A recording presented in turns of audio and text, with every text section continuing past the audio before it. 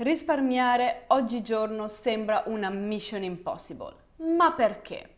Secondo alcuni recenti studi economici, noi millennials siamo l'ultima generazione ancora in grado di risparmiare. Poco rispetto alla generazione precedente, ma sicuramente di più rispetto alla generazione futura. Ma come possiamo dunque smettere di essere un dato statistico e iniziare davvero a risparmiare? Ciao e bentornati su questo canale YouTube. Ciao Valentina. Il video di oggi è una continuazione del video della scorsa settimana dove siamo entrati nella mentalità giusta per poter iniziare a risparmiare. Anzi, il video ve lo lascio qui sopra e alla fine di questo video, così potete andare a darci un'occhiata. Nel video di oggi invece andiamo a mettere in pratica come poter risparmiare nella vita di tutti i giorni. Iniziamo dai supermercati, il luogo dove forse noi italiani spendiamo un bel po' di soldi. Smettiamo di andare al supermercato per la grande spesa. Quante volte ci è capitato di andare al supermercato per la grande spesa e poi tornare a casa e accorgerci che ci manca qualcosina? Quindi riuscire con l'idea di comprare solo quel prodotto, lo yogurt, e poi tornare a casa con altri 5 o 10 prodotti. La grande spesa non aiuta, piuttosto usciamo ogni 3-4 giorni e compriamo quello che ci serve per i pasti successivi.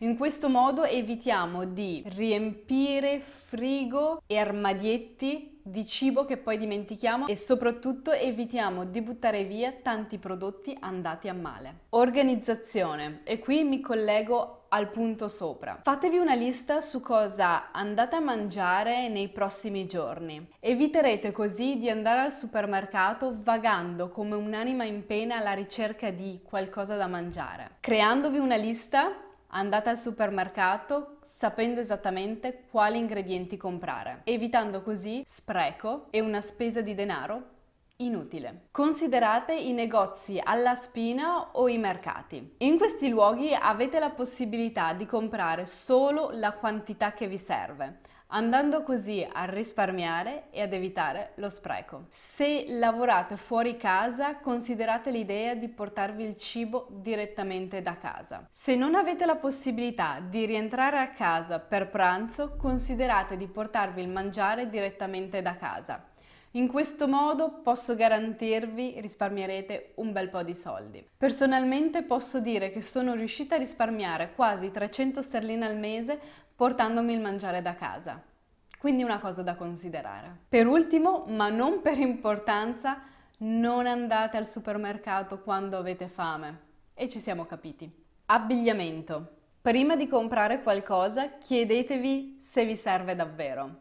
Andate a fare shopping solo quando avete un'idea ben chiara di cosa volete comprare. E prima di andare a fare shopping, aprite i vostri armadi e controllate quello che già avete. Quante volte è capitato di comprare qualcosa di molto simile a quello che già avevamo? Casa. Se avete voglia di comprare qualcosina di nuovo per la vostra casa, uscite a curiosare, ma non comprate. Fate una foto dell'oggetto che vi piace e poi controllate in altri negozi o in internet se quel prodotto è disponibile a un prezzo inferiore. Avete anche in questo modo la possibilità di ripensarci e di considerare se davvero quell'oggetto sta bene a casa vostra o no. Utensili o attrezzature varie. Prima di comprare qualcosa che magari andate a utilizzare solo una volta, faccio un esempio. Il trapano per andare a mettere quell'unico chiodino, invece di spendere soldi e comprare il trapano sapendo che andate a utilizzarlo una volta o forse 2 volte in croce, bussate alla porta ai vicini di casa. Sono sicura che volentieri ve lo imprestano per mezza giornata e così voi avete risparmiato ed evitate di accumulare cose che rischiate di utilizzare davvero solo una volta. Nel mio caso, il trapano. Auto. Vi serve davvero la macchina o magari potete farne a meno? Consideratelo, eventualmente potete fare il tragitto da casa per andare a lavorare a piedi o in bicicletta. È un ottimo modo per evitare l'inquinamento e per stare in forma. Se la macchina davvero vi serve, considerate di condividere il vostro tragitto con qualcun altro. In questo modo avrete qualcuno che vi fa compagnia in macchina e soprattutto andrete a diminuire l'inquinamento atmosferico. Abbonamenti. Valutate se gli abbonamenti a riviste, Netflix, cinema, palestra valgono davvero la pena. Considerate se quei soldi per voi sono ben utilizzati. Vi faccio un esempio. Se pago 50 euro per andare in palestra solo una volta al mese, è capitato anche a me, lo devo ammettere, magari quelli non sono soldi ben spesi e potete così evitare l'abbonamento della palestra e andare a fare sport in un parco gratuitamente. Convivere. Avete mai considerato di affittare una delle stanze del vostro appartamento? Lo so che magari a 30, 35, 40 anni non si ha voglia di condividere il proprio appartamento con altre persone, ma posso assicurarvi che un po' di compagnia non guasta mai. Se invece la cosa potrebbe pesarvi, considerate il video della scorsa settimana, quando abbiamo parlato di fare sacrifici. Beh, consideratelo, magari andate a risparmiare solo 200 euro al mese e magari potete fare una prova solo per 6 mesi. Insomma, 200 euro al mese per 6 mesi sono 1200 euro che andate a risparmiare. Non male, eh? E se invece lo fate per un anno? Insomma, i conti li lascio fare a voi.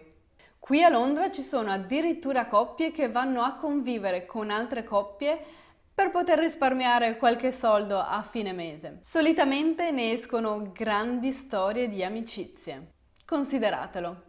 Tornare a vivere con mamma e papà non è una vergogna e anche se ci chiamano bamboccioni o mammoni, chi se ne frega. Potete utilizzare la scusa di contribuire a bollette e magari il supermercato. Certo, vi uscirà sempre qualche soldino, ma meno che vivendo da soli pagando affitto e bollette. Lasciare le grandi città. Lo so, questo non dovrei dirlo vivendo a Londra, ma considerare di lasciare le grandi città e andare a vivere nelle piccole città sicuramente andate a risparmiare con l'affitto. Devo dire la verità, ci ho pensato solo una volta per mezza frazione di secondo e poi ho pensato, no, non è per me. Ad ogni modo ho deciso di citarlo, nel caso in cui qualcuno lì fuori avesse già un'idea simile. Scegliere giorni o settimane in cui si decide di non spendere fa sicuramente una grande differenza. Io personalmente l'ho fatto per un periodo molto breve. Ho deciso di non spendere per una settimana ogni singolo mese.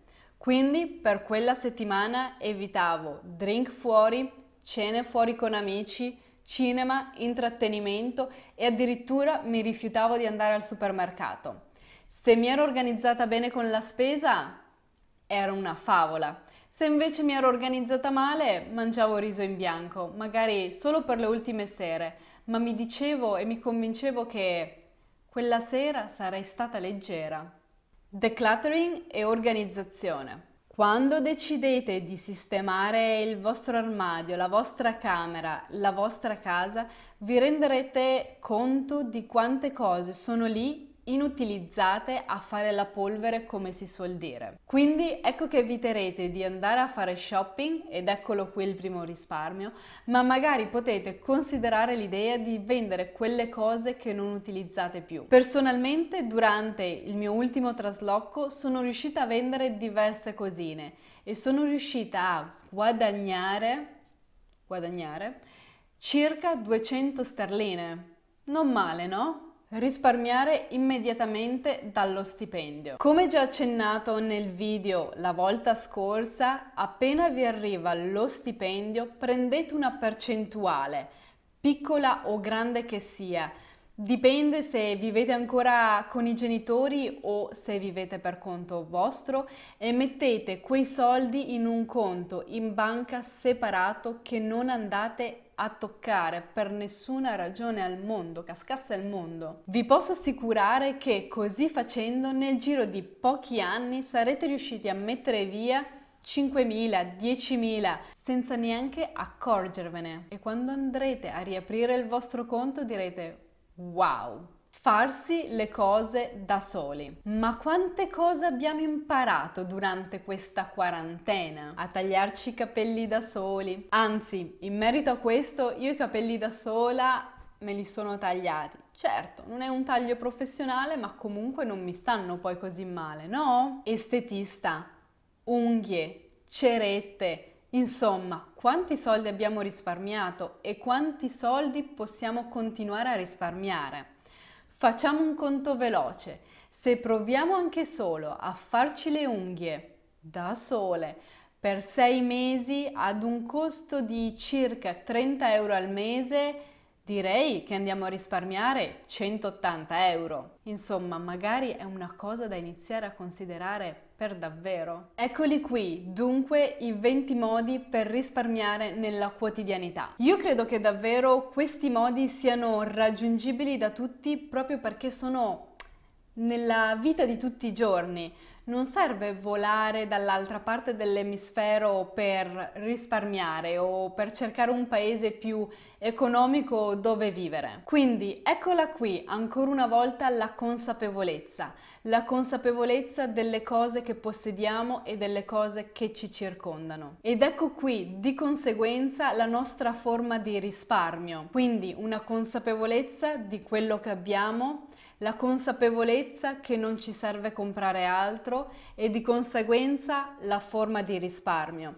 Ed ecco che qui, ancora una volta, il minimalismo entra in azione e magari tutti noi inizieremo a prendere il percorso, la via del minimalismo senza neanche accorgercene. Perché, non dimentichiamocelo, il minimalismo non è altro che una forma di consapevolezza e di maturità. Un consiglio che voglio darvi davvero con il cuore, se avete piacere intraprendere questo percorso, è di iniziare davvero con le piccole cose, mettendo in pratica ogni giorno nella quotidianità quelle cose che poi a fine mese andranno a fare la differenza. È una sperimentazione, è un processo e divertitevi, sperimentate, interessatevi, leggete, ascoltate altre YouTubers che parlano di minimalismo, perché poi ognuno avrà il proprio modo di vedere le cose e di riportarle a voi e magari andrete a prendere un po' di questa persona e un po' di quest'altra. Mettete insieme e create la vostra unica ed autentica ricetta del minimalismo. Non iniziate ok, da domani non spendo più e non compro più nulla. Vi posso assicurare, impazzirete nel giro di 2 giorni, un passo alla volta. E come mi piace sempre ricordare, non è il traguardo, ma è il viaggio, il percorso che vi porta da dove siete a dove volete arrivare. Sarà quello che vi cambierà, sarà quello che andrà a cambiare il vostro modo di pensare, sarà il percorso, sarà il viaggio che vi farà crescere e maturare e rendervi consapevoli. Quindi, come dicono gli inglesi, enjoy the journey. Ragazzi, io spero davvero vi sia piaciuto il video e che siate riusciti a trovare qualcosina da poter mettere in pratica nella vostra quotidianità. Vi consiglio dunque di guardare questo video che ho lanciato settimana scorsa sempre sul minimalismo e sui soldi e di guardarvi anche quest'altro video. Se questo video vi è piaciuto invece fatemelo sapere con un like, non dimenticatevi di lasciare un commento e di iscrivervi al canale. Noi ci vediamo prestissimo. Vi mando un bacio, ciao!